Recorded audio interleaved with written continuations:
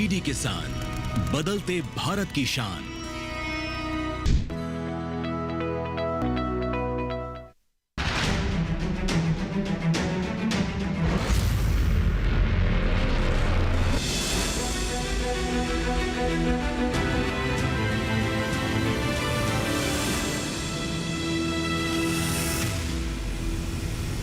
नमस्कार, आप देख रहे हैं दूरदर्शन किसान। कार्यक्रम हेलो किसान में आप सभी का स्वागत है। मैं हूं मोनालिसा। हेलो किसान एक ऐसा लाइव फोन इन कार्यक्रम है जिसमें कृषि क्षेत्र से जुड़े हुए अहम विषय हम आपके लिए लेकर आते हैं और एक्सपर्ट से होती है विस्तार से उस पर चर्चा। साथ ही आपकी भूमिका इस कार्यक्रम में बेहद ही अहम होती है, क्योंकि आप अपने सवालों के साथ सीधे सीधे इस कार्यक्रम में जुड़ सकते हैं। इसके लिए क्या जरिए हो सकते हैं, इसके बारे में बताएंगे आपको, लेकिन आइए सबसे पहले आज के विषय के बारे में जान लेते हैं। हेलो किसान कार्यक्रम में आज हम जिन खास विषयों पर बातचीत करेंगे वो है धान की सीधी बुआई एवं नर्सरी प्रबंधन, साथ ही मशरूम की खेती। तो इन दो खास विषयों पर आज इस कार्यक्रम में विस्तार से बातचीत होगी। इन विषयों के बारे में अधिक जानकारी के लिए आप हमारे टोल फ्री नंबर के जरिए जुड़ सकते हैं। नोट कर ले टोल फ्री नंबर 1800-113060 और 1800-113061 पर आप कॉल कर सकते हैं। कॉल करने के दौरान बस इस बात का ध्यान रखें कि टीवी की आवाज बंद रखें और सीधे सीधे फोन लाइन के जरिए बातचीत करें। इससे बातचीत में रुकावट नहीं आएगी। आगे बढ़ते हैं। बता दें कि व्हाट्सएप के जरिए भी आप अपना सवाल हम तक पहुंचा सकते हैं। व्हाट्सएप नंबर है 8800520717। तो व्हाट्सएप के जरिए सवाल भेजने के अलावा ईमेल के माध्यम से भी सवाल भेज सकते हैं। ईमेल आईडी नोट कर लें। ईमेल आईडी है hellokisan2015@gmail.com। ईमेल या व्हाट्सएप के जरिए सवाल भेज रहे हैं तो अपना नाम और स्थान भी जरूर लिखें। आइए अब हमारे सवालों के जवाब के लिए जो दो खास मेहमान इस वक्त जुड़े हुए हैं उनसे परिचय करा देते हैं। हमारे साथ इस वक्त हैं डॉक्टर दिनेश कुमार। आप प्रधान वैज्ञानिक है सस्य विज्ञान संभाग, भारतीय कृषि अनुसंधान संस्थान, पूसा, नई दिल्ली से। बहुत बहुत स्वागत आपका। और इसके साथ ही इस वक्त हमारे साथ जुड़े हुए हैं डॉक्टर BL अत्तारी, प्रधान वैज्ञानिक, मशरूम अनुसंधान निदेशालय, सोनत, हिमाचल प्रदेश से। बहुत बहुत स्वागत है डॉक्टर अत्तारी आपका भी इस कार्यक्रम में। तो डॉक्टर अत्तारी से हम मशरूम की खेती के बारे में जानेंगे, लेकिन आइए पहले धान की बात कर लेते हैं, क्योंकि ये हमारी प्रमुख खाद्यान्न फसल है और हमारी खाद्य सुरक्षा काफ़ी हद तक इस पर निर्भर करती है।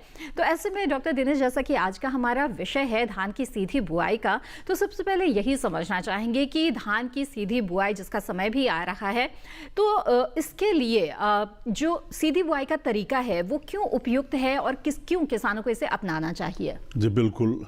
देखिए, खरीफ का समय अब आने वाला है धीरे धीरे, और खरीफ मौसम में धान हमारे देश की सबसे महत्वपूर्ण फसल है। देश में हमारे जो भी धान का उत्पादन होता है उसका 84-85% तक धान खरीफ की फसल से आता है। खरीफ की फसल की स्थापना दो तरीके से की जाती है।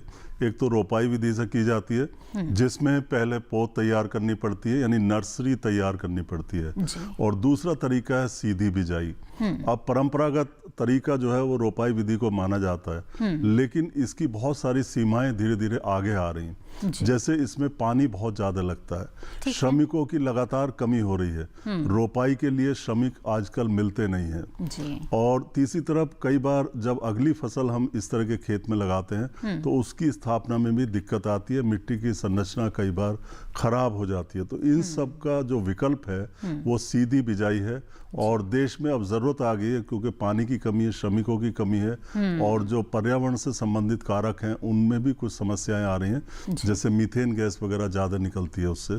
तो कुल मिला के ऐसी दशा में सीधी बिजाई एक बहुत अच्छा विकल्प हो सकता है, और किसानों ने इसे धीरे धीरे अपनाना भी शुरू कर दिया है। तो कृषि क्षेत्र में आ रही कई समस्याओं का एक तरह से समाधान है धान की सीधी बिजाई, और इसे कब करना चाहिए, इसके लिए किस तरह की विधि अपनानी होती है, इसके बारे में विस्तार से आज इस कार्यक्रम में बात करेंगे। साथ ही नर्सरी प्रबंधन के बारे में भी जानेंगे, लेकिन आइए उससे पहले नजर डाल लेते हैं इस रिपोर्ट पर।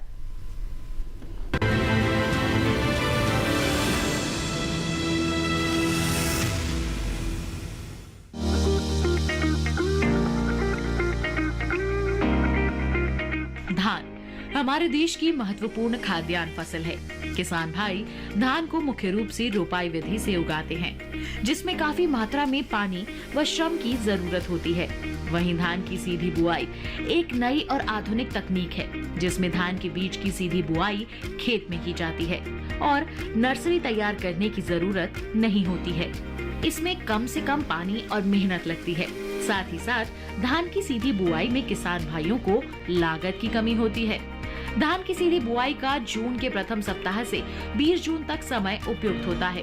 धान की सीधी बुआई करते समय खेत की अच्छी तरह से तैयारी कर लेनी चाहिए। सबसे पहले खेत की गहरी जुताई कर लेनी चाहिए। उसके बाद 2 से 3 जुताई कल्टीवेटर या हैरो से कर लें। अंत में पाटा लगाकर खेत को समतल कर लें। खेत तैयार करने के बाद देसी हल या सीड ड्रिल की सहायता से बुआई करें। पंक्ति से पंक्ति की दूरी 22 सेंटीमीटर और गहराई 2 से 3 सेंटीमीटर सुनिश्चित करें। पानी की बचत और अच्छे जमाव के लिए लेजर लैंड लेवलिंग होना बहुत जरूरी है। सीधी बुआई के लिए खेत का खरपतवार मुक्त रहना भी बेहद जरूरी है। सीधी बुआई करते समय कम समय में पकने वाली और ज्यादा उपज देने वाली किस्मों का चयन करना चाहिए। वहीं बुआई से पहले बीजोपचार जरूर कर लें। सीधी बुआई करते समय उर्वरकों का प्रयोग मिट्टी की जांच के आधार पर किया जाना चाहिए। प्रथम सिंचाई बीज बुआई के 10 से 15 दिनों के बाद की जा सकती है। किसान भाई बुआई के समय खेत में नमी का खास ख्याल रखें।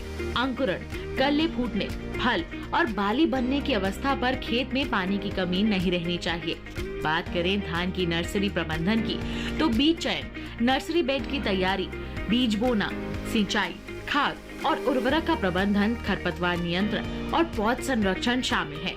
इन सभी चरणों को ध्यान से करने से स्वस्थ और मजबूत धान के पौधे प्राप्त किए जा सकते हैं, जो रोपाई के लिए उपयुक्त होते हैं। किसान भाई अपने प्रदेश के लिए उपयुक्त धान की किस्म का चुनाव करें और सुनिश्चित करें कि बीज साफ, स्वस्थ और अच्छी गुणवत्ता वाला हो।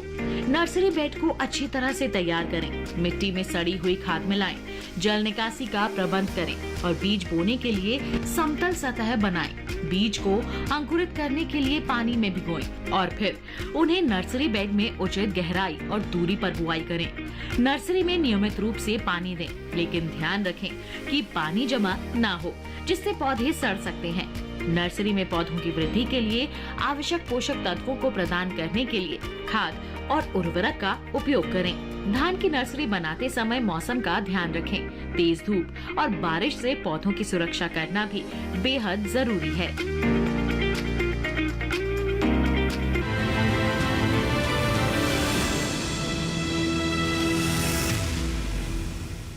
जी हाँ, तो धान की सीधी बुआई और नर्सरी प्रबंधन से जुड़ी हुई ये थी कुछ खास जानकारियां। इस बारे में और भी विस्तार से जानने के, लेकिन आइए इस बीच मशरूम की खेती के बारे में भी बातचीत करते हैं। डॉक्टर अत्तारी, जानना चाहेंगे आपसे कि किसान मशरूम की खेती को अगर अपनाना चाहते हैं तो किस तरह से खेती किसानी के अलावा ये एक संबद्ध क्षेत्र की तरह उनके लिए अतिरिक्त आमदनी का जरिया बन सकता है, किस तरह के लाभ उन्हें हो सकते हैं?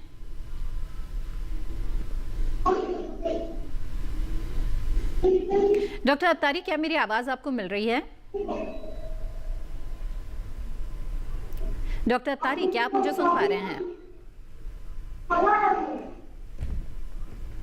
डॉक्टर अत्तारी, क्या मेरी आवाज मिल पा रही है आपको?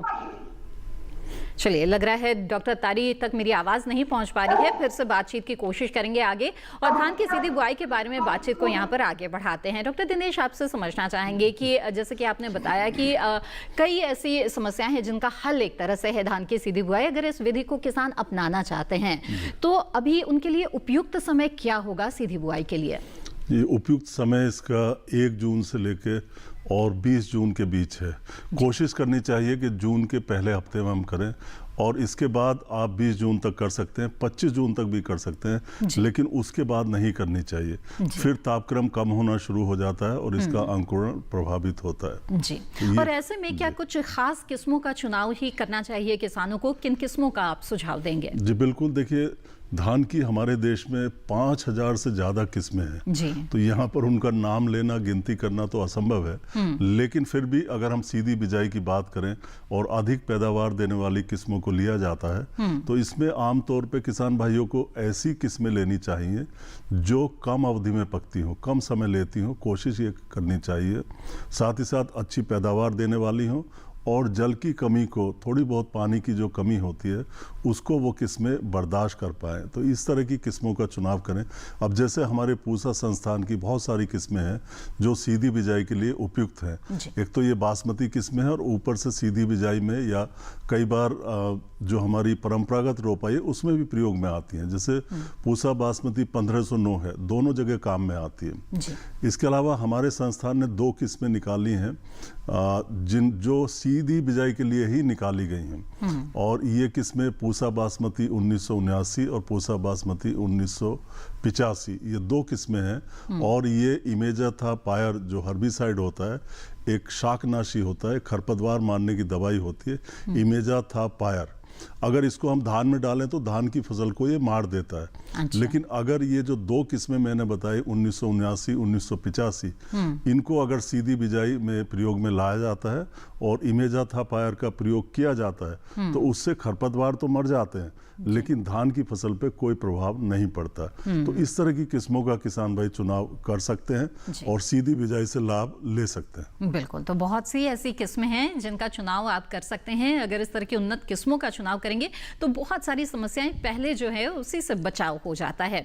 इसके अलावा डॉक्टर दिनेश हमें ये बताएं कि अगर सीधी बिजाई के बजाय जो पारंपरिक तरीका है नर्सरी के जरिए रोपाई करना, अगर उस विधि को अपनाना चाहते हैं किसान, तो नर्सरी के लिए बीज की बुआई कब कर देनी चाहिए किसानों को? जी बिल्कुल, और किसानों के लिए समझना बहुत आसान है। जब सीधी बुआई का समय होता है तभी धान की नर्सरी का भी समय होता है। ठीक वही समय होता है। आप 1 से लेकर 15 जून के बीच आप नर्सरी लगा सकते हैं और जुलाई के पहले सप्ताह में यानी 1 जुलाई से लेकर आप रोपाई कर सकते हैं या 28 जून से आसपास आप रोपाई कर सकते हैं। हाँ, आपको एक बात ध्यान रखने की है कि नर्सरी आपकी जो उसकी उम्र है वो 20 से 25 दिन की हो। कई बार क्या होता है किसान भाई पुरानी नर्सरी, पुरानी पौध लगा देते हैं जो 30 दिन 35 दिन पुरानी होती है, उसमें फुटाव कम होता है, ब्यात कम आता है और कई बार बहुत जल्दी भी लगा देते हैं। 15 दिन की 12 दिन की लगा दी तो उसमें भी नुकसान होता है। उसमें पानी से फसल जो हमारी पौध है वो गल सकती है। जी बिल्कुल, तो इसीलिए अगर आप बुआई करना चाहते हैं तो उपयुक्त समय, उचित तापमान का ध्यान रखना बेहद ही जरूरी है। आइए अब आगे बढ़ते हैं और एक बार फिर से डॉक्टर तारी से बात करने की कोशिश करते हैं। डॉक्टर तारी, अगर आप मुझे सुन पा रहे हैं तो जानना चाहेंगे कि किसानों के लिए अतिरिक्त आमदनी के जरिए के तौर पर मशरूम की खेती कितनी महत्वपूर्ण साबित हो सकती है?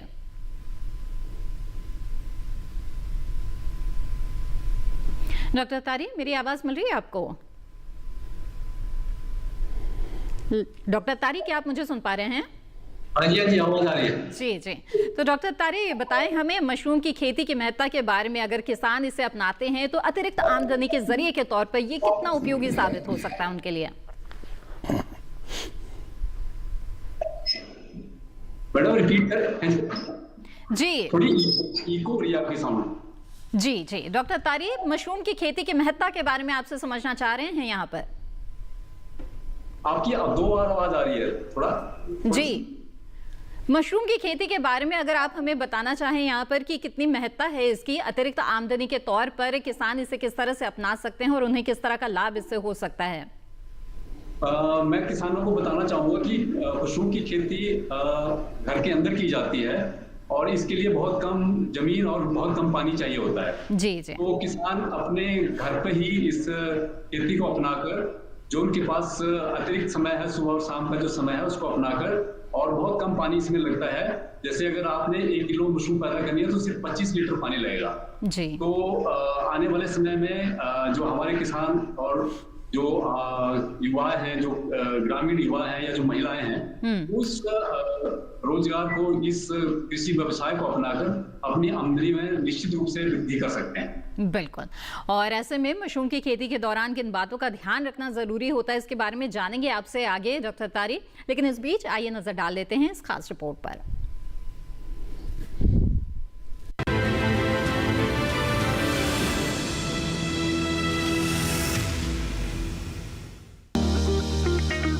बरसात के मौसम में अपने आप उगाने वाली फफूंद को ही मशरूम और खुम कहते हैं। इसे आम बोलचाल में कुकुरमुत्ता या सांप की छतरी भी कहते हैं। अलग अलग मौसम के लिहाज से मशरूम की कई किस्में मौजूद हैं। उत्तर भारत के मैदानी इलाकों में सफेद बटन मशरूम, शिटाके मशरूम, धान पुआल खुम्ब, ऑयस्टर मशरूम और दूधिया मशरूम होता है। धान पुआल मशरूम की खेती मई से जुलाई तक और ऑयस्टर मशरूम की खेती मध्य अगस्त से मध्य अप्रैल तक की जाती है।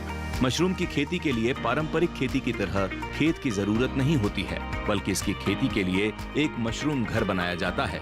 100 सेंटीमीटर यानी लगभग 7 हाथ लंबाई, 50 सेंटीमीटर यानी लगभग 3.5 हाथ चौड़ाई और 15 सेंटीमीटर यानी लगभग 1 हाथ गहराई की ट्रे में इसे बोया जाता है। एक के ऊपर एक करीब 3 या 4 स्तरों पर मशरूम की खेती की जा सकती है। मशरूम की खेती ट्रे की जगह 60 सेंटीमीटर यानी 1 हाथ लंबी और 45 सेंटीमीटर यानी करीब 1.5 फुट चौड़े पॉलिथीन के थैलों में भी की जा सकती है। मशरूम घर हवादार होना चाहिए और इस पर घटते बढ़ते बाहरी तापमान का असर नहीं होना चाहिए। साथ ही पर्याप्त रोशनी होना भी जरूरी है। बड़े स्तर पर मशरूम की खेती करने के लिए बड़ी संरचना होती है, जिसमें एग्जॉस्ट फैन और कूलर या एयर कंडीशनर की व्यवस्था होनी चाहिए। मशरूम की खेती के लिए बने कमरों में अंदर ईंट या कंक्रीट से बना पक्का फर्श होना भी जरूरी है। इसे उगाने के लिए कंपोस्ट खाद सबसे अच्छी रहती है। ये कंपोस्ट गेहूं के भूसे या धान के पुआल, गेहूं या धान के चोकर, ammonium sulphate, urea, potash, gypsum, malathion और शीरे से तैयार की जाती है। आपको बता दें कि जंगली मशरूम और खाने वाली मशरूम अलग अलग होती हैं, इसलिए मशरूम की खेती करने से पहले नजदीकी कृषि विज्ञान केंद्र या कृषि विश्वविद्यालय से ट्रेनिंग जरूर लें।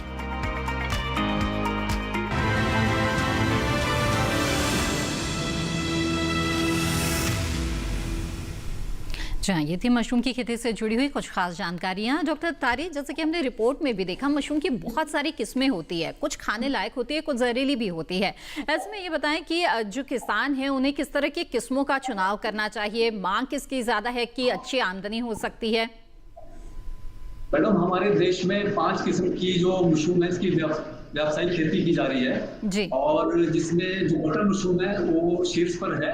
तो हमारा जो इस समय हमारे देश में 4 लाख टन के करीब जो उत्पादन हो रहा है, इसमें 70 से 72% जो उत्पादन है जो श्वेत बटर मशरूम है, जिसको व्हाइट बटर मशरूम कहते हैं, इसकी खेती हो रही है जी। इसकी खेती करने के लिए खाद बनाना जरूरी है और इसके लिए किसान जो है हमारे एक तो वातानुकूलित जो कमरे हैं उसमें उगा सकते हैं या जिसे मौसमी उत्पादन भी कर सकते हैं जी, तो 2 तरह से इसकी खेती की जाती है। इसके अलावा दूसरे नंबर पे आती है जिसको कहते हैं मॉइस्चर ढीगरी मशरूम, और नंबर 3 पे आती है मिल्की मशरूम, नंबर 4 पे हमारी पेडिस्ट्रॉ मशरूम है और नंबर 5 पे शिटाके मशरूम है। ये 5 तरह की मशरूम हमारे देश में इसका उत्पादन किया जा रहा है और जो कुल उत्पादन हमारे देश में ये लगभग 4 लाख टन है जी।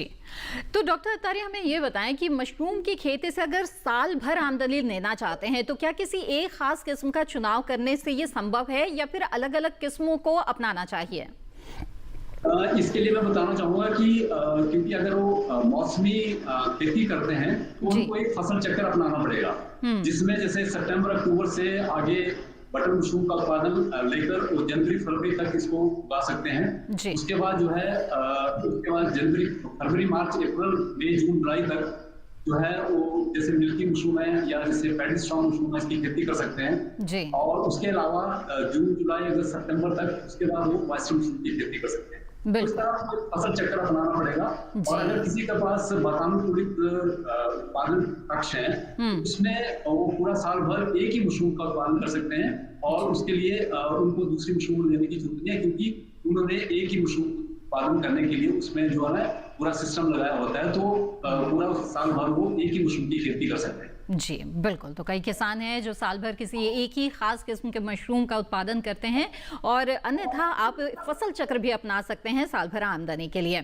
इसी तरह से मशरूम की खेती और धान की सीधी बुआई, नर्सरी प्रबंधन पर हमारी बातचीत जारी रहेगी, लेकिन फिलहाल हेलो किसान कार्यक्रम में वक्त हो चला है एक छोटे से ब्रेक का। जल्द हाजिर होंगे, आप बने रहें दूरदर्शन किसान पर।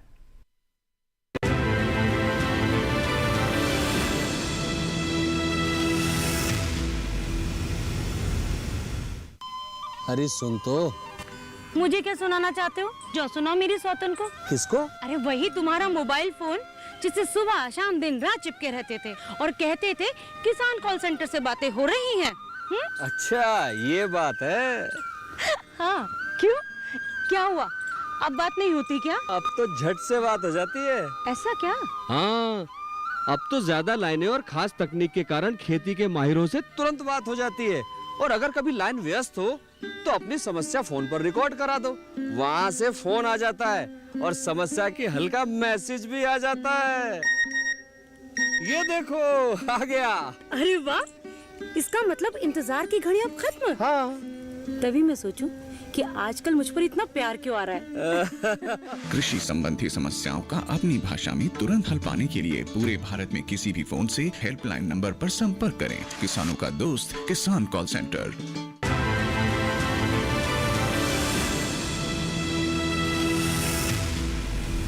ब्रेक के बाद आप सभी का फिर से स्वागत है। आप देख रहे हैं कार्यक्रम हेलो किसान। इस कार्यक्रम में आज हम खास तौर पे बात कर रहे हैं धान की सीधी बुआई और नर्सरी प्रबंधन के बारे में और मशरूम की खेती के बारे में।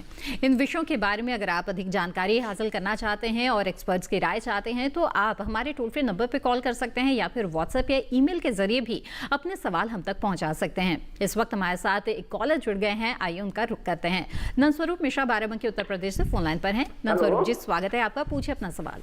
हाँ, नमस्कार सर, मेरा नाम नंदस्वरूप मिश्रा बाराबंकी। मैं जानना चाहता धान की जो सीधी बिजाई की जाती है तो ऐसी दशा में धान का बीज को हम अंकुरित कर ले तब उसकी सीधी बिजाई करें कि ऐसे धान पे बिजाई। और दूसरी चीज, हमारा मिट्टी का पीएच मान कितना होना चाहिए धान के लिए। और दूसरी चीज, हमारी जैसे बलुई मिट्टी होती है, चिकनी होती है, काली होती है, दोमट होती है, तो धान के लिए कौन सी उपयुक्त मिट्टी होती है जो धान की बिजाई में जो अच्छी पैदावार दे सके। बिल्कुल, बहुत ही अच्छे सवाल आपने पूछे हैं, आइए जानकारी लेते हैं। डॉक्टर दिनेश बताएं। जी बिल्कुल, आपका प्रश्न था कि पहला प्रश्न कि भाई धान की सीधी बिजाई कर रहे हैं तो हमें बीज को अंकुरित करना चाहिए या नहीं करना चाहिए। देखिए, दो बातें हैं। धान की सीधी बिजाई दो तरह से होती है। एक तो सूखे खेत में होती है जिसमें पहले आप जुताई करते हैं, पलेवा करते हैं, फिर बुआई करते हैं। सीधी बुआई आप देसी हल से कर सकते हैं, सीड ड्रिल से कर सकते हैं। इसमें आपका सूखा बीज ही डालना चाहिए, आपको अंकुरित बीज नहीं डालना इसमें। दूसरा तरीका सीधी बिजाई का ये है कि खेत में आपने गारा बनाया, पडलिंग की, पडलिंग करने के बाद ड्रम सीडर आता है, एक मशीन होती है छोटी सी जो लाइनों में बीज को रख देती है, ज़मीन के ऊपर बीज को पंक्तियों में रख देती है, तो वो भी सीधी बिजाई। उस दशा में आप अंकुरित बीज का प्रयोग कर सकते हैं क्योंकि वहाँ पे आपके नमी है, पर्याप्त नमी है। जो कोदो काटा आपने गारा बनाया तो उसमें पर्याप्त नमी है, तो यहाँ अंकुरित बीज अच्छा काम करता है। और जो सूखी वाली है उसमें आपको बीज का उपचार नहीं करना। दूसरा, आपने धान के लिए पीएच की बात की, तो धान हमारी ऐसी फसल है कि दुनिया के और ख़ास करके एशिया के इलाकों में सब जगह सब तरह की मिट्टियों में होती है। इसमें अगर जल का सही प्रबंधन हो और तो ऐसा भी पाया गया है कि 3 पीएच से लेकर 10 पीएच तक धान को उगाया जा सकता है। फिर भी धान के पीएच की जहाँ तक बात है तो आप 5.5 से लेकर 7.5 8 पीएच तक धान को बड़ी सुगमता पूर्वक उगा सकते हैं। जहाँ तक सबसे अच्छी मिट्टी की बात है तो हमेशा की तरह दोमट मिट्टी सबसे अच्छी होती है और दोमट चिकनी मिट्टी खास करके इसके लिए अधिक उपयुक्त होती है। हल्की मिट्टी जैसे बालू वाली मिट्टी धान के लिए उपयुक्त नहीं होती है। तो नंदस्वरूप जी, उम्मीद है आपके सभी सवालों के जवाब आपको मिल गए होंगे। अब आगे बढ़ते हैं और अगले कॉलर का रुख करते हैं। इस वक्त राकेश जी शिमला हिमाचल प्रदेश से फोन लाइन पर जुड़े हुए हैं। राकेश जी, स्वागत है आपका, पूछे अपना सवाल। जी नमस्कार।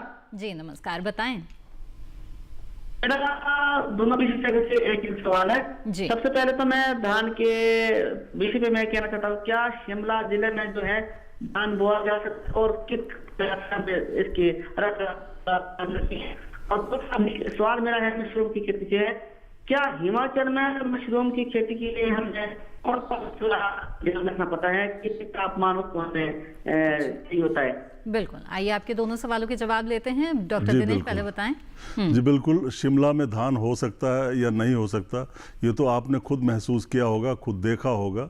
वहाँ जो आसपास के आपके जो कृषि विज्ञान केंद्र है वहाँ से आप जानकारी लें इस बारे में। मुझे ज़्यादा शिमला के बारे में पता नहीं है। जी, किस तरह के तापमान की जरूरत होती है डॉक्टर दिनेश? निश्चित तौर पे धान की बढ़वार के लिए कम से कम 20 से 25 डिग्री सेंटीग्रेड तापक्रम होना चाहिए जी। और अगर कम से कम इतना होना चाहिए और मोटा मोटा ये समझिए कि 20 से 30 डिग्री सेंटीग्रेड तापक्रम चाहिए। 20 से अगर कम होगा तो धान नहीं कर पाएंगे आप। जी जी बिल्कुल। आइए अब दूसरे सवाल का जवाब भी लेते हैं। तो डॉक्टर तारी जानना चाहेंगे कि जैसे कि राकेश जी जानना चाहते हैं कि मशरूम की खेती क्या हिमाचल प्रदेश में कर सकते हैं या नहीं, और तापमान किस तरह का होना चाहिए मशरूम की खेती के लिए?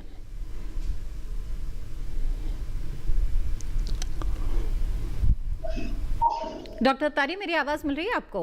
हाँ जी हाँ मैडम, प्रश्न दोहराएंगे दोबारा? जी, हमारे कॉलर राकेश जी शिमला से जुड़े हैं हमारे साथ, जो जानना चाहते हैं कि क्या जो मशरूम की खेती है वो हिमाचल प्रदेश शिमला में की जा सकती है या नहीं, और उसके लिए उचित तापक्रम क्या होता है?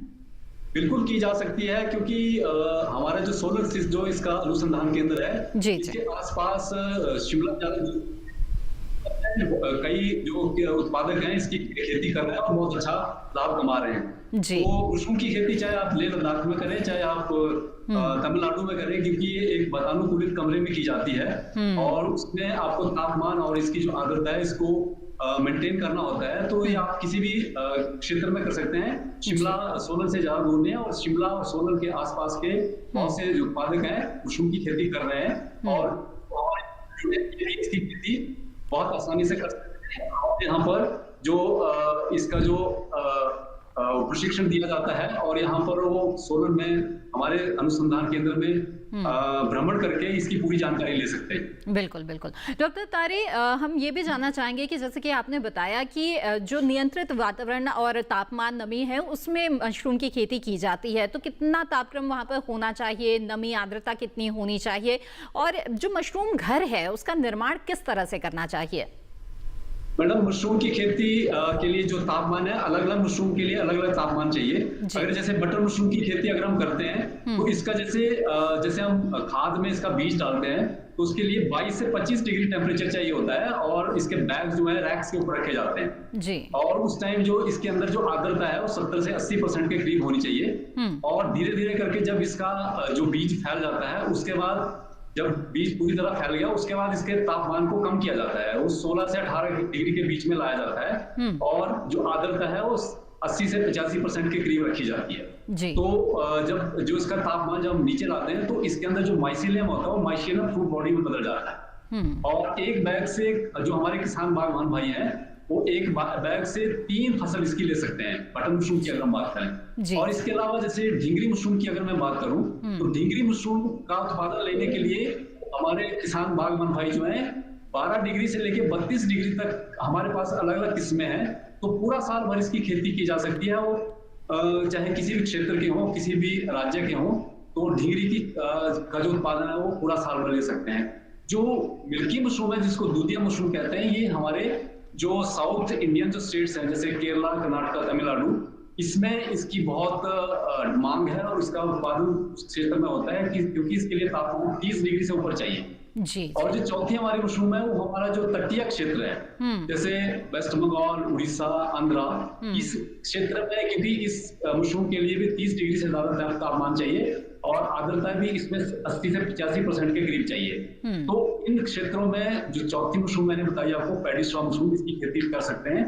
और जो 5वीं मशरूम है इसके उत्पादन के लिए भी जो मैंने आपको बटर मशरूम के लिए जो तापमान बताया था वो उसी तापमान में इसकी खेती की जाती है जिसको शिटाके मशरूम कहते हैं जी। तो इस तरह मैंने अलग अलग मशरूम के बारे में आपको बताया कि कितने तापमान पर इसकी खेती की जा सकती है। बिल्कुल, तो देश के किसी भी हिस्से में मशरूम की खेती की जा सकती है और जहां पर जिस तरह का तापक्रम होता है उसी के अनुसार अगर मशरूम की किस्मों का चुनाव करेंगे तो बेहतर रहेगा। बहरहाल आगे बढ़ते हैं और व्हाट्सएप के जरिए भी हमारे कई दर्शकों के सवाल आ रहे हैं, आइए उन्हें कार्यक्रम में शामिल करते हैं।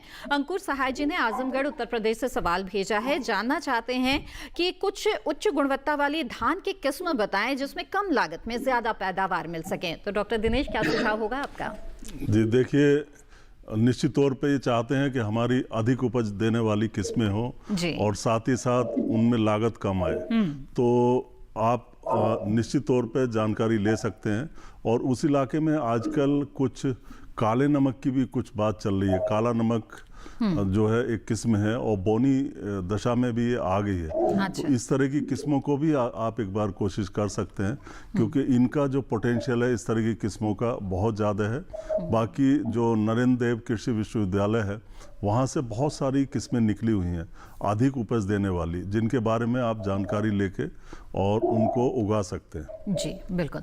डॉक्टर दिनेश, यहाँ पर आपने धान की सीधी बुआई, उसके उचित समय और बुआई की विधियों के बारे में भी कई जानकारियाँ दी। जानना चाहेंगे कि खेत की तैयारी इसके लिए किस तरह से किसानों को करनी चाहिए और बीज की मात्रा कितनी होनी चाहिए?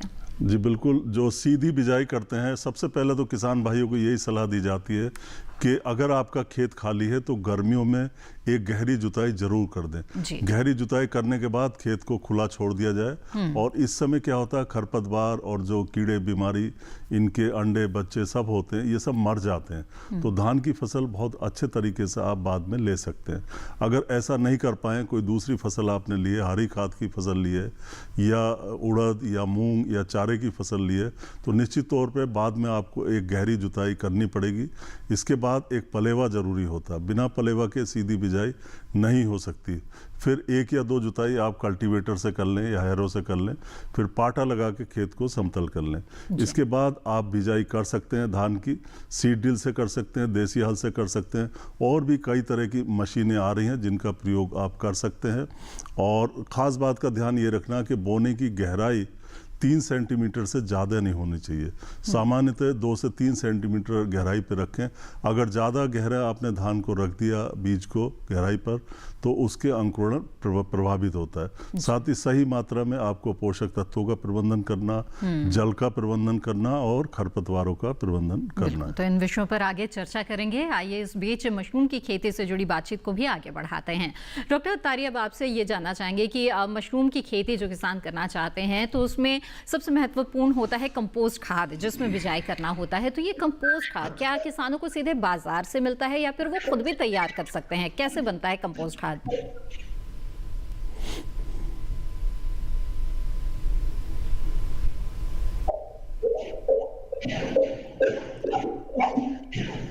डॉक्टर तारिक, क्या आप मुझे सुन पा रहे हैं? जी मैम, बताएं। प्रश्न बीच में लाइट चली गई। हाँ जी, बताएं। जी, कंपोस्ट खाद के बारे में जानना चाहते हैं यहाँ पर आपसे। जी, कंपोस्ट खाद जो मशरूम की खेती के लिए तैयार की जाती है, उसके बारे में जानना चाहते हैं। खाद बनाने के लिए मैडम जो हमारे किसान हैं, अगर वो लंबी भी 2 विधियां होती हैं इसकी। एक लंबी विधि होती है, एक जो हमारी जो शॉर्ट मेथड होता है जी। तो अगर उनके पास बंकर्स हैं, उनके पास टनल है, या उनके पास कंपोस्ट यार्ड बनाने के लिए फैसिलिटी है, तो लगभग 1 महीने में खाद बन के तैयार हो जाएगी। लेकिन अगर ये फैसिलिटी उनके पास नहीं है, तो उनको लगभग 2 महीने लगेंगे खाद बनाने के लिए। और जो हमारे जो मौसम के अनुसार जो करते हैं, तो लंबी विधि से खाद बना सितंबर अक्टूबर से खाद बनाने में करना पड़ता है, और दिसंबर जनवरी में उनकी पहली फसल है। जी जी जी, बिल्कुल। आइए अब आगे बढ़ते हैं और अगले कॉलर का रुख करते हैं। हमारे साथ इस वक्त जुड़ गए हैं धर्मेंद्र जी, करनाल हरियाणा से। धर्मेंद्र जी, स्वागत है आपका, पूछे अपना सवाल। धर्मेंद्र जी, क्या मेरी आवाज मिल रही है आपको? हेलो धर्मेंद्र जी, लग रहा है हमारा संपर्क टूट गया है। बातचीत को यहाँ पर आगे बढ़ाएंगे। और धान की खेती के बारे में हम बातचीत कर रहे थे। आपने खेत की तैयारी के बारे में भी हमें बताया डॉक्टर दिनेश। बीज उपचार बहुत ज़रूरी होता है, बहुत ही मिट्टी जनित रोग जनित बीमारियों से बचाव हो जाता है। तो धान के मामले में किस तरह से बीज उपचार करना चाहिए? जी बिल्कुल, देखिए 2 तरह से धान जैसे बात चल रही है, बोया जाता है, स्थापित किया जाता है। एक तो सीधी बिजाई है और दूसरा रोपाई विधि है। जहाँ तक सीधी बिजाई की बात है, अगर सूखे में हम कर रहे हैं तो बीज उपचार भी सूखे बीज में ही करना होगा। इसके लिए 2 से 2.5 ग्राम बावस्टीन प्रति किलोग्राम बीज के हिसाब से बीज उपचार करना है। और पहले आपको क्या करना, बीज पे हल्का हल्का पानी छिड़कना है। छिड़कने के बाद जो भी मात्रा आएगी आपकी 2 ग्राम प्रति किलोग्राम बीज के हिसाब से, उस मात्रा को आप अच्छे से उसमें मिला दें। मिलाते समय ध्यान रखें, ये जहर होते हैं, इसमें आपको जो दस्ताने वगैरह प्लास्टिक के या जो भी हों, उनको पहन के बीज उपचार करना है। और दूसरी तरफ अगर हम जो रोपाई विधि का धान है, नर्सरी में हम धान लगाने जा रहे हैं, उसकी बुआई करने जा रहे हैं, तो बीज का अंकुरण जरूरी होता है। अंकुरण के लिए जरूरी होता है कि उसको पानी में रखा जाए और साथ ही साथ यहीं पे बीज उपचार किया जाता है। तो इसके लिए क्या करना है कि आपको जो 10 लीटर पानी जैसे लिया, 10 लीटर पानी में 10 ग्राम हमें वो डालनी है बावस्टीन और 1 ग्राम स्ट्रेप्टोसाइक्लिन। ध्यान से सुने, 10 लीटर पानी में 10 ग्राम बावस्टीन और 1 ग्राम स्ट्रेप्टोसाइक्लिन। इसी अनुपात में आप पानी का घोल इन दवाइयों के साथ बना लें और उसमें बीज को रख दें। 24 घंटे तक बीज को डुबो कर रखें, तो इसमें ये बीज जो है दवाई को अंदर शोषित कर लेगा। और उसके बाद 24 घंटे बाद पानी से बीज को बाहर निकाल लें और एक बोरा लें, उस बोरे पे उस बीज को फैला दें, उसके ऊपर एक बोरा ढक दें किसी छायादार स्थान पे। फिर उसमें आप पानी छिड़कते रहें ज़रूरत के हिसाब से। आप देखेंगे कि 24 से 36 घंटे बाद बीज अंकुरित हो जाता है। तो ये बीज उपचारित हो गया, अंकुरित भी हो गया। अब इसको आप नर्सरी में बुआई के लिए प्रयोग में ला सकते हैं। बिल्कुल। आइए अब आगे बढ़ते हैं और हमारे साथ कॉलर दोबारा जुड़ गए हैं, धर्मेंद्र जी करनाल हरियाणा से। उनका रुख करते हैं। धर्मेंद्र जी, स्वागत है आपका, पूछे अपना सवाल। हेलो धर्मेंद्र जी, मेरी आवाज मिल रही है क्या आपको?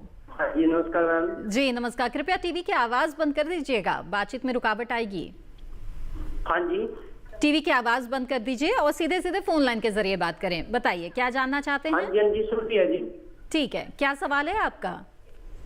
मैं मशरूम की खेती करना चाहता हूँ घर के अंदर, जैसे बताते हैं, मतलब जैसे पक्का फर्श है हमारा। ठीक है। हाँ जी, तो इसमें जानकारी क्या चाहते हैं? कोई सवाल? पक्के फर्श पे जैसे मतलब इसके अंदर जैसे हमारी गैलरी है उसके अंदर भी कर सकते हैं हम, फर्श है जैसे। ठीक है, डॉक्टर अत्तारी बताएं। डॉक्टर अत्तारी, क्या हमारी आवाज मिल रही है आपको? हेलो डॉक्टर अत्तारी, हमारी आवाज मिल पा रही है क्या आपको?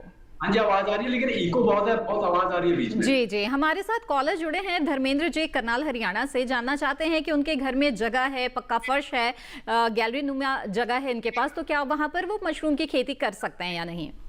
हाँ मैडम, जैसे ढींगरी मशरूम की खेती है उसके लिए उनको ज्यादा कोई इंफ्रास्ट्रक्चर बनाने की जरूरत नहीं होती, क्योंकि इसके लिए जैसे तूड़ी है जो पंजाब हरियाणा में काफी मात्रा में मिलती है, जी जी, इसका इस्तेमाल करके वो ढींगरी की खेती शुरू कर सकते हैं। लेकिन अगर उन्होंने बटर मशरूम उगाने हैं तो उसके लिए उनको जो मैंने बोला था बतानु कुलित जो कमरे हैं वो बनवाने होंगे, और जो भी उनके पास एरिया उपलब्ध है उसमें उसके अनुसार उसमें अलग अलग किस्म के जो एयर कंडीशनर हैं और एयर हैंडलिंग यूनिट हैं वो लगाने पड़ेंगे। लेकिन शुरुआत में वो ढींगरी मशरूम की खेती से शुरुआत कर सकते हैं, और इसके अलावा वो हमारे यहाँ भ्रमण करके इसके बारे में पूरी जानकारी ले सकते हैं। और हरियाणा में हमारा एक मुरथल में एक हमारा सेंटर है, वहाँ पर भी मशरूम उत्पादन के ऊपर बहुत सारी जानकारी दी जाती है, तो वहाँ पर भी भ्रमण करके और उनसे भी सलाह लेकर मशरूम की खेती का उत्पादन शुरू कर सकते हैं।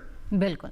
तो धर्मेंद्र जी, जाना आपने, बहुत ही आसानी से आप मशरूम की खेती कर सकते हैं। बेहतर होगा कि आप इससे पहले, जबकि मशरूम की खेती आप शुरू करना चाहते हैं, उससे पहले प्रशिक्षण ले लें। और इसी तरह से मशरूम की खेती और धान की सीधी बुआई, नर्सरी प्रबंधन के बारे में बातचीत जारी रहेगी। लेकिन फिलहाल कार्यक्रम में वक्त है एक और छोटे से ब्रेक का। बने रहे हमारे साथ।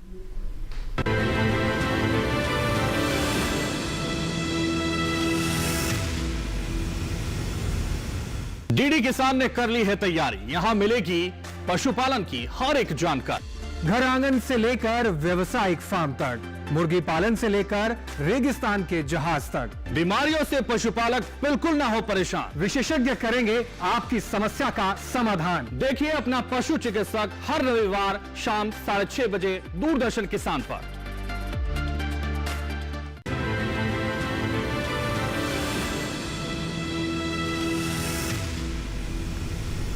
ब्रेक के बाद आप सभी का फिर से स्वागत है। आप देख रहे हैं कार्यक्रम हेलो किसान। हेलो किसान कार्यक्रम में आज हम बात कर रहे हैं धान की सीधी बुआई और साथ ही नर्सरी प्रबंधन के बारे में। इसके अलावा मशरूम की खेती के बारे में भी यहाँ पर हमारी बातचीत जारी है। इन विषयों के बारे में अधिक जानकारी के लिए आप हमारे टोल फ्री नंबर पर कॉल कर सकते हैं या फिर व्हाट्सएप या ईमेल के माध्यम से भी अपने सवाल भेज सकते हैं। ये सभी डिटेल्स टीवी स्क्रीन पर फ्लैश किए जा रहे हैं। आइए बातचीत को आगे बढ़ाते हैं और डॉक्टर तारी, आपसे जानना चाहेंगे कि मशरूम की खेती के लिए बीज कहाँ से प्राप्त कर सकते हैं किसान? जी मैम, प्रश्न दोहराएं दोबारा। मशरूम के बीज के बारे में हमें बताएं, कहां से प्राप्त किया जा सकता है? प्रश्न समझ नहीं आया मुझे, क्योंकि आवाज बहुत है बीच में। जी जी, जानना चाहेंगे कि जो मशरूम है उसकी खेती के लिए जो बीज, जो स्पॉन का इस्तेमाल किया जाता है, वो कहां से प्राप्त कर सकते हैं किसान? मैडम, तो इसके लिए हमारे पूरे देश में 32 केंद्र हैं हमारे, जिसको हम एक्टिव सेंटर्स कहते हैं जी। अखिल भारतीय समन्वित अनुसंधान परियोजना है, उसमें उसके लिए अंतर्गत हमारे विभिन्न राज्यों में 27 राज्यों में हमारे 32 केंद्र हैं। ठीक। और उन केंद्रों पर भी जो इसका स्पॉन है उसका उत्पादन किया जाता है। तो किसान जो हमारे उत्पादक है उन केंद्रों पर भ्रमण करके वहां से जो इसका बीज है उसको प्राप्त कर सकते हैं। इसके अलावा हमारे यहाँ हमारे केंद्र पे जो सोलन स्थित हमारा जो अनुसंधान केंद्र है, यहाँ पर भी हम लोग अलग अलग मशरूम के ऊपर फार्म का उत्पादन करते हैं और बहुत कम लागत पर किसानों को इसको उपलब्ध करवाते हैं। तो किसान हमारे साथ जुड़ के जो हमारा नंबर है, टेलीफोन नंबर, उसके संपर्क करके जो नंबर है 01792230451 इस पे फोन करके या जो हमारा जो ईमेल आईडी है directordmr@gmail.com इस पर अपना जो रिक्वेजिशन है, जो मांग है उनकी भेज सकते हैं और उसके बारे में उनको पूरी जानकारी दी जाएगी कि कहाँ से आपको बीज मिलेगा और किस क्वालिटी का मिलेगा। अगर क्वालिटी का बीज उनको लेना है तो वो किसी सरकारी संस्था से ही इसको प्राप्त करें, क्योंकि जो गैर सरकारी संस्थाएं या जो प्राइवेट संस्थाएं होती हैं उनका जो बीज है कई बार बहुत खराब होता है और किसानों को उसका भरपूर उत्पादन नहीं मिलेगा। इसलिए किसान कोशिश करें कि वो जो सरकारी जो संस्थाएं हैं वहीं से ही इसका बीज प्राप्त करें। बिल्कुल बिल्कुल। आइए अब आगे बढ़ते हैं कार्यक्रम में और अगले कॉलर इस बीच हमारे साथ जुड़ गए हैं, उनका सवाल लेते हैं। रोशन जी श्री गंगानगर राजस्थान से फोन लाइन पर जुड़े हुए हैं। रोशन जी स्वागत है आपका, पूछे अपना सवाल। रोशन जी मेरी आवाज मिल रही है आपको? हेलो जी रोशन जी अपना सवाल पूछ सकते हैं आप। टीवी की आवाज बंद कर दे रोशन जी। नमस्कार। हेलो रोशन जी कृपया टीवी की आवाज बंद कर दीजिए, बातचीत में रुकावट आएगी, सीधे फोन लाइन के जरिए बात करें। बताइए क्या जानना चाहते हैं? नमस्कार बताएं। मैडम जी मैं ये पूछ रहा था कि मैं मशरूम की खेती जी मैडम जी मैं ये पूछ रहा था कि मैं मशरूम की खेती करनी थी, तो उसके लिए कोई प्रशिक्षण लेना पड़ेगा या हम अपने स्तर पर उसको चालू कर सकते हैं? और मेरे पास में एक 10 बाई 14 का कमरा है, उसमें क्या हम मशरूम लगा सकते हैं? और हमारे यहाँ पर कौन सी किस्म सही रहेगी राजस्थान में, गंगानगर जिले में? जी बिल्कुल, आइए जानते हैं। डॉक्टर अत्तारी क्या हमारी आवाज मिल रही है आपको? डॉक्टर अत्तारी?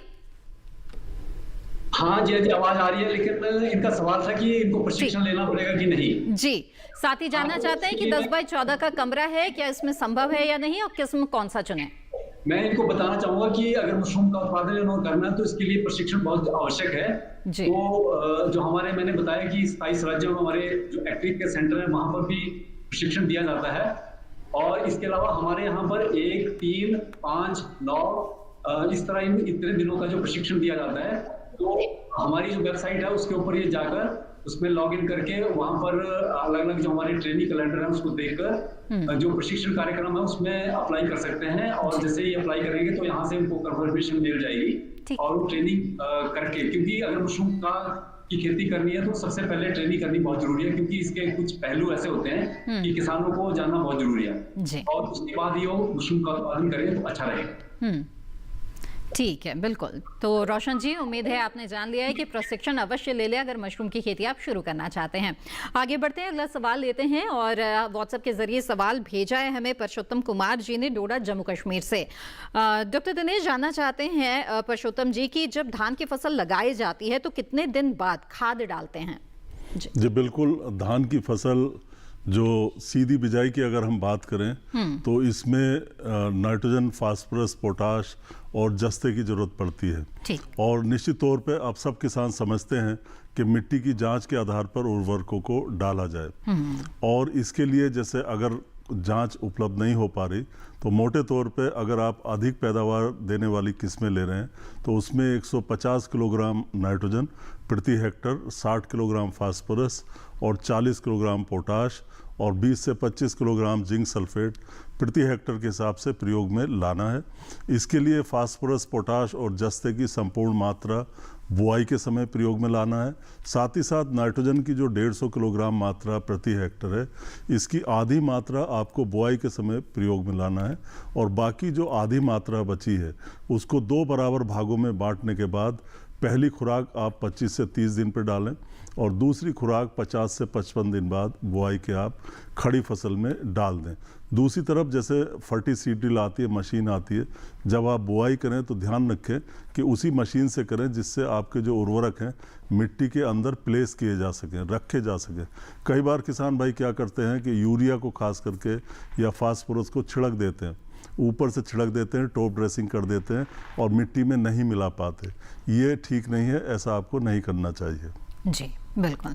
आइए अब आगे बढ़ते हैं और जैसे कि आपने खाद्य उर्वरक प्रबंधन के बारे में हमें बताया, अब जल प्रबंधन के बारे में बता दीजिए। आपने बताया कि धान की खेती में जल प्रबंधन की बहुत बड़ी भूमिका होती है, तो किस तरह से ध्यान रखें? जी बिल्कुल, जो सीधी बिजाई वाला धान है इसमें आपको ध्यान ये रखना कि पानी खड़ा ना होने पाए। हल्का हल्का पानी, जब भी आप सिंचाई दें तो हल्की सिंचाई दें और इसमें थोड़ा सिंचाई की फ्रीक्वेंसी बढ़ जाती है। जब इसमें धान की वानस्पतिक अवस्था होती है तब इसमें खड़ा पानी रखने की ज़रूरत नहीं है। पहला पानी आमतौर पे अगर आपकी चिकनी दोमट मिट्टी है या भारी मिट्टी है तो पहला पानी आपको 10 से 15 दिन बाद देना पड़ेगा।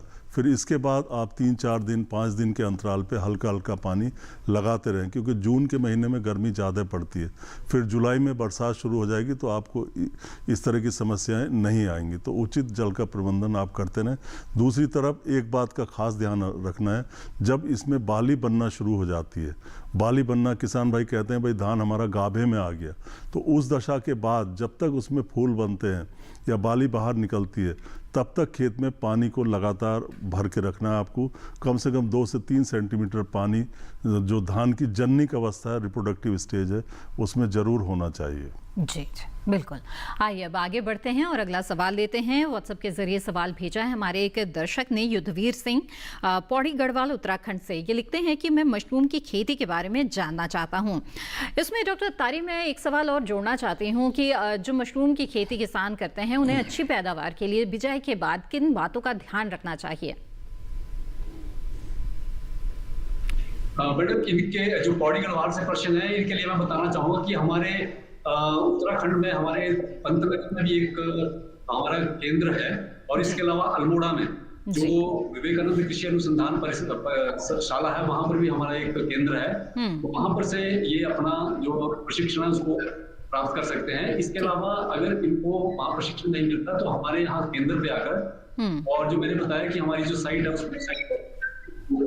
उस साइट पे जाकर ये प्रशिक्षण का जो कैलेंडर उसको देख के अलग अलग जो प्रशिक्षण हमने उस पर डाल रखे हैं उसके अनुसार ये प्रशिक्षण यहाँ से प्राप्त कर सकते हैं। ठीक, बिल्कुल। और इसी तरह से मशरूम की खेती, धान की सीधी बिजाई और नर्सरी प्रबंधन के बारे में हम चर्चा जारी रखेंगे। फिलहाल वक्त हो चला है एक और छोटे से ब्रेक का। बने रहें हमारे साथ।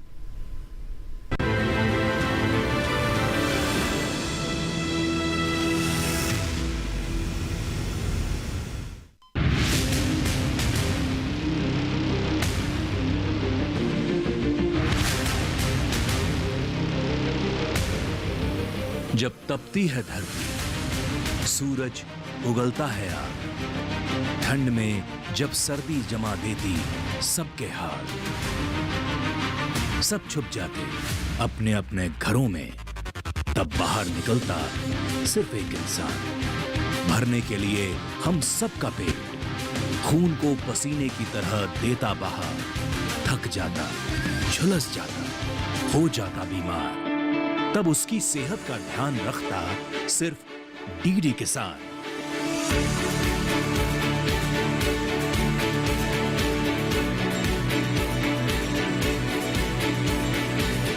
देखिए स्वस्थ किसान शनिवार शाम 6 बजे लाइव, सिर्फ दूरदर्शन किसान चैनल पर।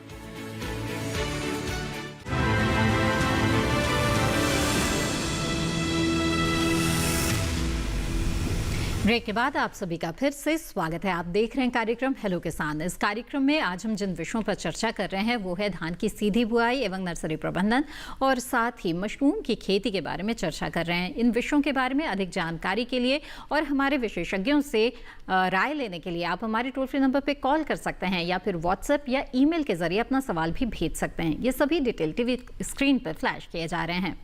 आइए बातचीत को यहाँ पर आगे बढ़ाते हैं और डॉक्टर दिनेश आपसे जानना चाहेंगे, जैसे कि आपने कार्यक्रम में हमें बताया भी कि सीधी बुआई जब भी करते हैं तो खरपतवारों की समस्या भी कई बार आ जाती है, तो खरपतवार परेशान न करे किसानों को, इसके लिए उन्हें क्या उपाय अपनाने चाहिए? जी बिल्कुल, जो हमारा रोपित धान होता है उसमें जो खरपतवारों की समस्या थोड़ा कम होती है, लेकिन जो सीधी बिजाई वाला धान है इसमें खरपतवारों की समस्या बहुत ज़्यादा होती है।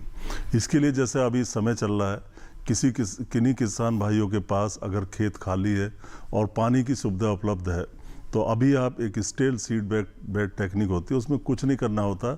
जुताई करने के बाद खेत में हल्का सा पानी लगा दें तो जो खरपतवार वगैरह होते हैं वो उग जाते हैं। फिर इन खरपतवारों को दोबारा जुताई करके मार सकते हैं, या पैराक्वेट या दूसरी कोई दवाई का प्रयोग करके इन खरपतवारों को मार सकते हैं, और फिर जब समय आएगा आप धान की बुआई कर सकते हैं। दूसरी तरफ जैसे मैंने बताया, जो ग्रीष्मकालीन जुताई है उसका भी बहुत महत्व होता है खरपतवार प्रबंधन में, और सीधी बिजाई वाले धान में खरपतवार बहुत ज़्यादा आते हैं, इसलिए किसान कई बार इसको पसंद नहीं करते।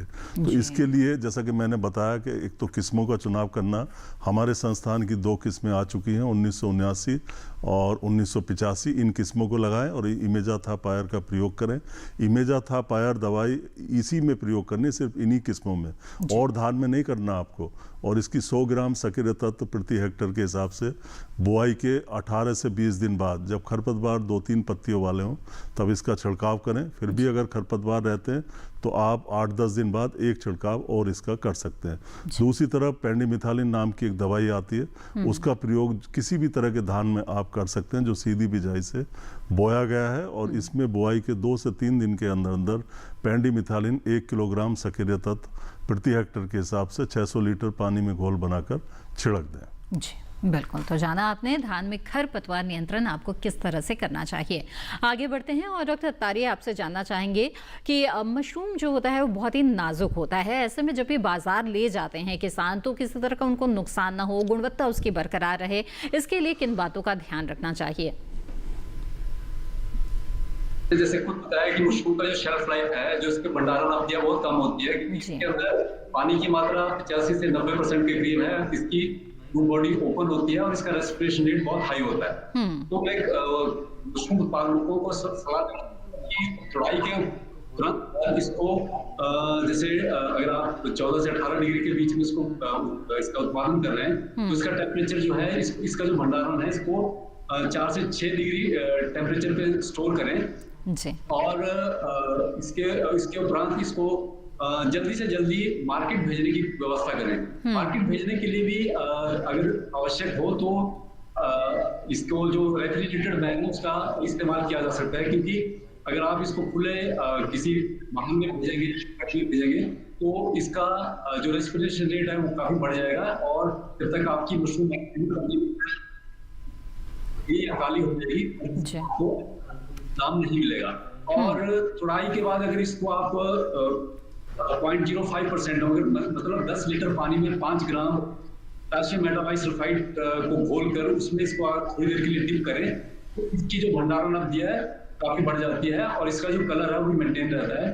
तो इस तरह किसान बागवान भाई जो मशरूम उत्पादन कर रहे हैं, इस तरह मशरूम की खेती करके और मशरूम को तुड़ाई के उपरांत तुड़ाई करने के बाद भी मशरूम को आप लंबे समय तक भंडारण कर सकते हैं और इसका अच्छा जो है दाम मार्केट में ले सकते हैं। तो इन कुछ बातों का आपको ध्यान रखना होगा। बिल्कुल। तो बाजार में अगर अच्छी कीमत चाहते हैं मशरूम की, तो ये कुछ बातें हैं जिनका ध्यान रखना ज़रूरी है। आगे बढ़ते हैं और डॉक्टर दिनेश आपसे जानना चाहेंगे कि नर्सरी जो किसान लगाना चाहते हैं धान की, तो 1 हेक्टेयर के लिए कितनी भूमि में नर्सरी लगानी चाहिए और कौन सी आम विधियाँ हैं नर्सरी लगाने की? जी बिल्कुल। देखिए, मोटे तौर पे किसान भाई समझते हैं कि 1/10 हिस्सा, अगर आप 10 बीघा धान लगाना चाहते हैं, रोपाई करना चाहते हैं, तो 1 बीघा में आपको पौध तैयार करनी पड़ेगी। मोटे तौर पे देखें तो 800 से 1000 वर्ग मीटर क्षेत्र में जो नर्सरी आप तैयार करेंगे, उससे आप 1 हेक्टेयर में रोपाई कर सकते हैं। जहाँ तक विधियों की बात है, इसकी 4-5 विधियाँ हैं मोटे तौर पे। एक विधि है इसकी गीली क्यारी विधि, जो किसान भाई आम तौर पे अपनाते हैं। इसमें खेत में पानी खड़ा करके और गारा बनाते हैं, कादो काटते हैं और फिर उसमें क्यारियाँ बना के छोटी छोटी, और फिर उसमें जो अंकुरित धान है उसकी बुआई करते हैं।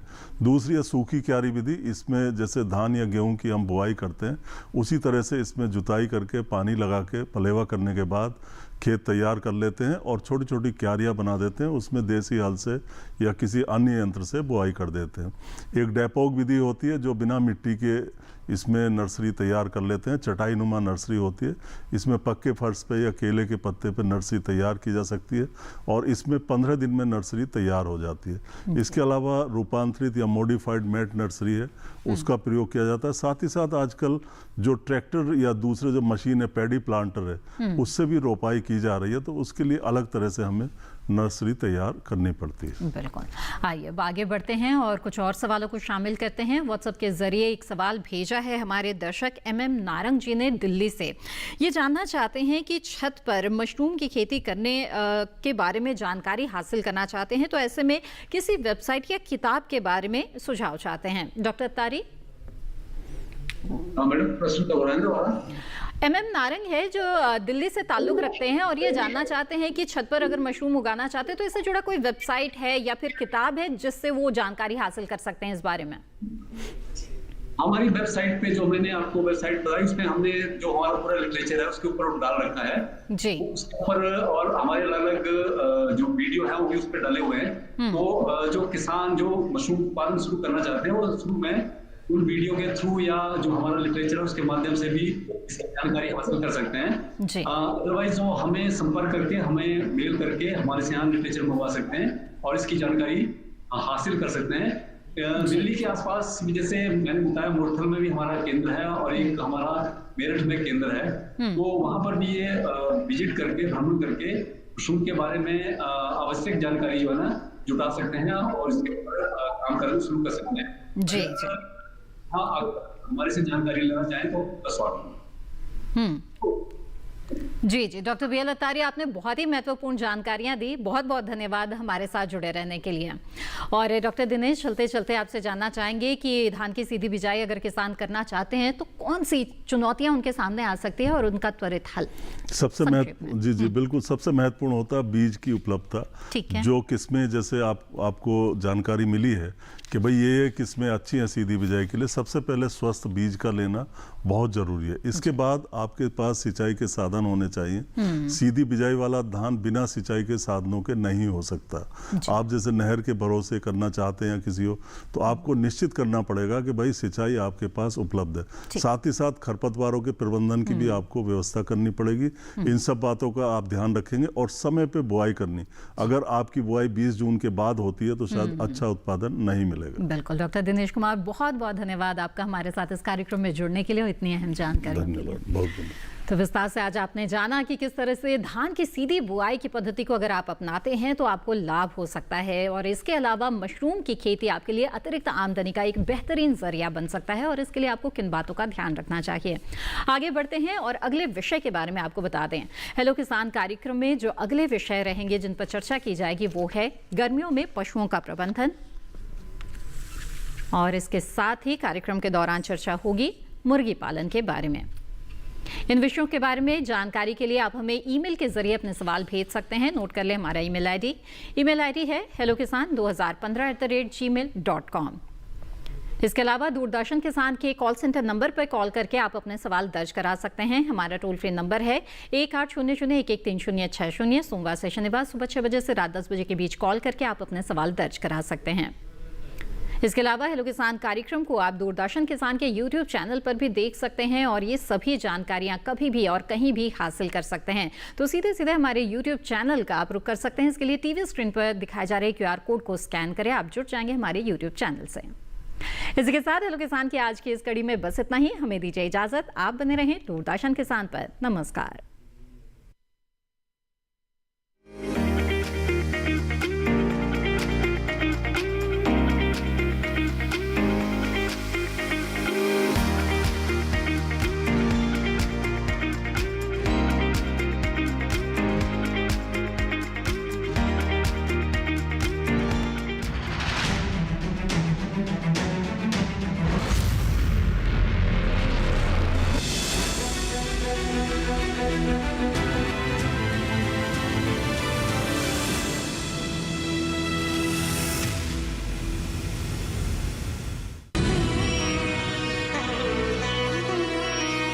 पीली कोठी के बारे में सुना तो बहुत था, आज देख भी लिया, पर यहाँ तो ताला लगा हुआ।